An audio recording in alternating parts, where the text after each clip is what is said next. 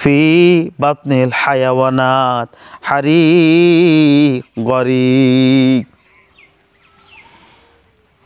কাফের মুশরিক বেঈমান পাপী বান্দা ইহুদি খ্রিস্টান ইসলাম বিদ্বেষীরা যারা কবরকে বিশ্বাস করে না, তারা মনে করে মৃত্যুই শেষ, মৃত্যুর পর মাটিতে দাফন করা হয়, মাটি শরীর পচে গলে শেষ হয়ে যায়।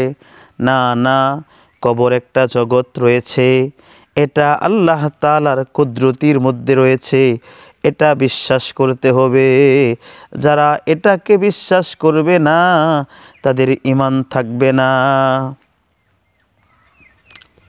মাকুলুন ফি বাতনিল হায়াওয়ানাত, তাদেরকে বলতে চাই ডুবন্ত লোক, আগুনে ভস্মিত লোক, পানি কর্তৃক বক্ষিত লোক, এদেরকে তো কবরে দাফন করা হয় না, মাটির কবরে এদেরকে দাফন করা হয় না, তাই বলে কি তাদের কবর নেই?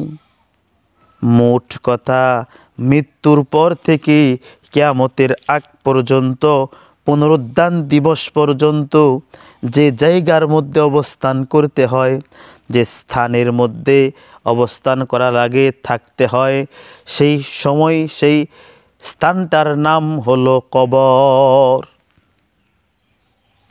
এই কবরে যাওয়া লাগবে। এই জগতে শান্তি অশান্তি আত্মা তথা রুহের উপর হয়ে থাকে। শরীর তথা বডি রুহের অনুগামী মাত্র। আর পার্থিব জগতে, দুনিয়ার জগতে শান্তি ও শাস্তি সরাসরি শরীরের উপর আরোপিত হয়।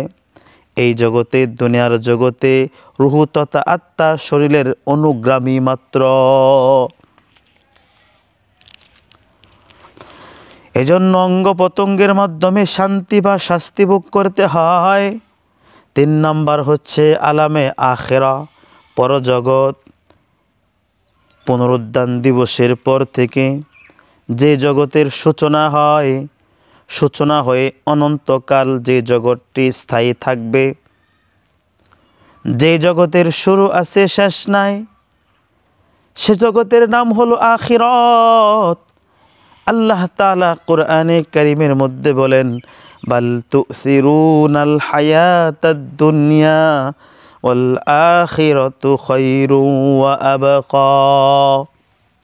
হে দুনিয়ার মানুষ, তোমরা শোনো, এই দুনিয়ার জীবন হলো ক্ষণস্থায়ী। বাল তুসিরুনাল হায়াতাদ দুনিয়া ওয়াল আখিরাতু খায়রু ওয়া আবকা। আর আখিরাত হলো চিরস্থায়ী, আখিরাত হলো স্থায়ী। দুনিয়ার জীবন শুরু আছে, শেষ হয়ে যাবে, একদিন খতম হয়ে যাবে, সব কিছু ধ্বংস হয়ে যাবে। কিন্তু আখিরাতের শুরু আছে, শেষ নাই। এই বিশ্বাস স্থাপন করতে হবে। কবর আছে, কবরের আযাব সত্য, জাহান্নামের আযাব সত্য, এগুলো বিশ্বাস স্থাপন করতে হবে। যে বিশ্বাস স্থাপন করে তাকে মুমিন বলা হয়।